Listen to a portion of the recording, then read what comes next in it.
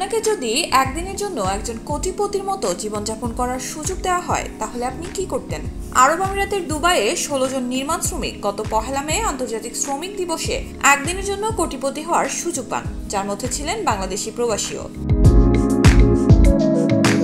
মধ্যপ্রাচ্যের সংবাদ মাধ্যম খালিজ টাইমস শনিবার এক প্রতিবেদনে জানিয়েছে, এই ১৬ প্রবাসী নির্মাণ শ্রমিক তাদের জাম্প স্যুট খুলে স্যুটকোট, দামি জুতা, চশমা পরেন। এছাড়া প্রত্যেকে দেওয়া হয় দামি ব্যাগ। তারা এরপর চড়েন বিশ্বের সবচেয়ে দামি গাড়িগুলোতে।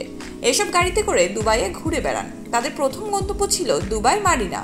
সেখানে তারা একটি বিলাসবহুল প্রমোত্তরিতে পার্টি করেন। এছাড়া নিজেরা মিলে একটি কেক কাটেন।